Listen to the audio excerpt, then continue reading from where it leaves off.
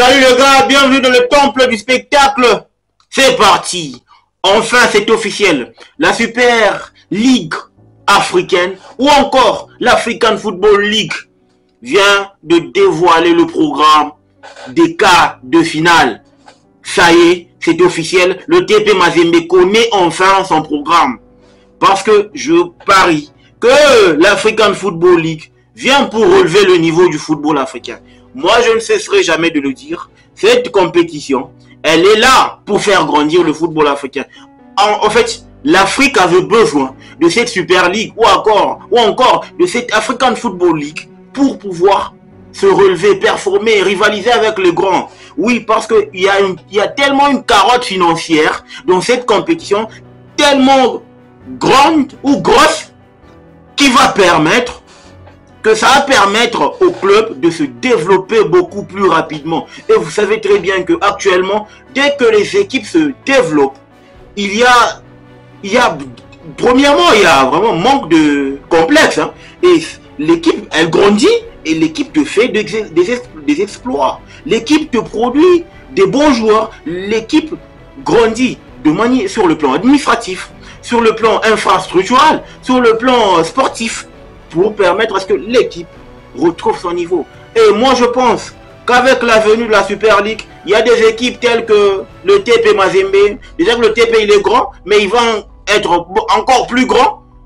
Et question de rivaliser, il faut atteindre, n'est-ce pas, le niveau de Al Ahly. Il faut atteindre le niveau de Al Ahly.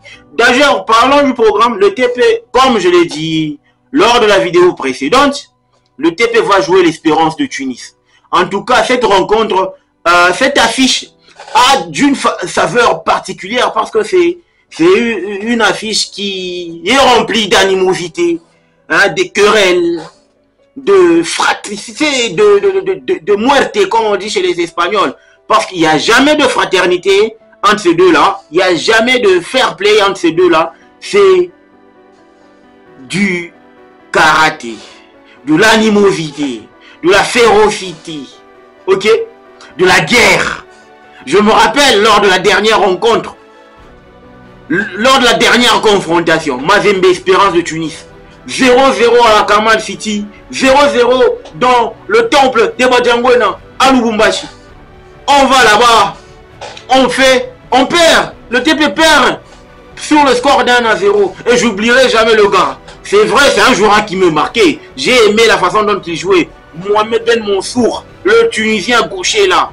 Tellement bon que c'était difficile pour moi de pouvoir ne pas admirer le talent de ce joueur là. Ok?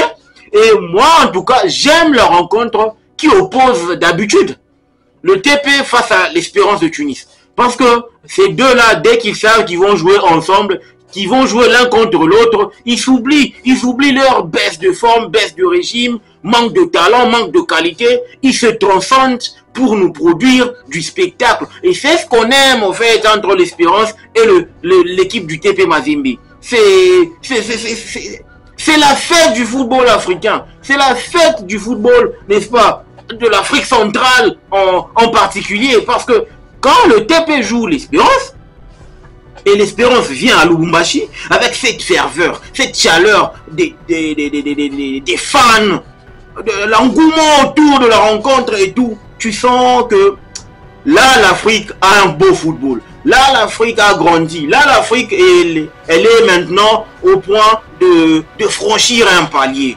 Et c'est dans ces genres de rencontres. Le TP joue le 21 octobre.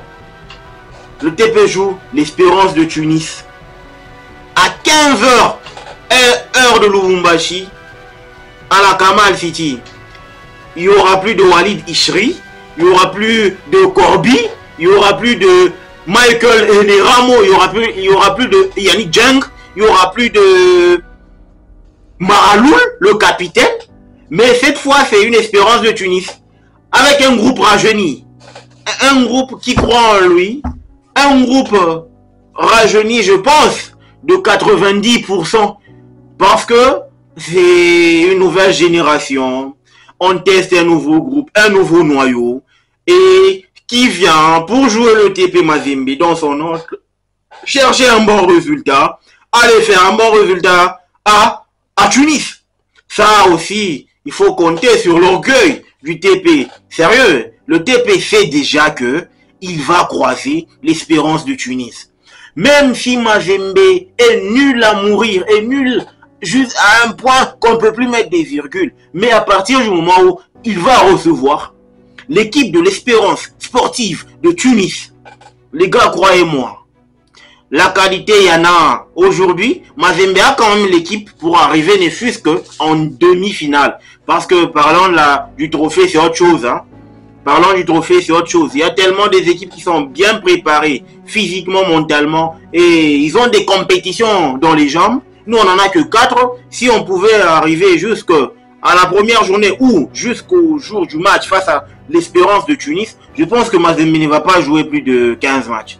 Mais en revanche, il y aura, n'est-ce pas, son adversaire qui viendra avec une sérieuse compétition dans les jambes. Et un niveau relevé. C'est ce qui me fait peur au fait.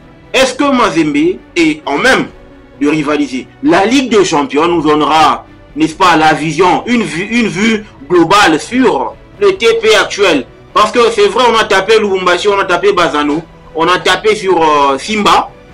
Voilà maintenant le niveau face à Bellet du Malawi. Est-ce que le TP a le niveau adéquat pour aller faire face à l'Espérance de Tunis? Parce qu'on ne veut pas se prendre des raclés. Aujourd'hui, il n'y a plus question de c'est elle qui reçoit dans son stade et il est supposé gagner. Les gars, le football africain a tellement évolué que ça fait peur dorénavant que actuellement le TP, s'il ne fait pas attention, il peut se faire retamer. Hein? Il peut se faire taper, il peut faire tout, mais sauf gagner. D'où le sérieux qui est en train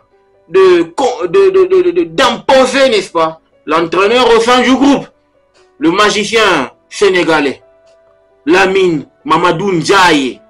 C'est vrai, moi je pense que c'est le meilleur coach actuellement de Mazembe qui soit pour pouvoir redresser le TP, n'est-ce pas, sur le rail. Étant donné que Mamadou Lamine Ndiaye sait vraiment jouer les Maghrébins. Ça c'est sa spécialité. Il sait jouer les Maghrébins.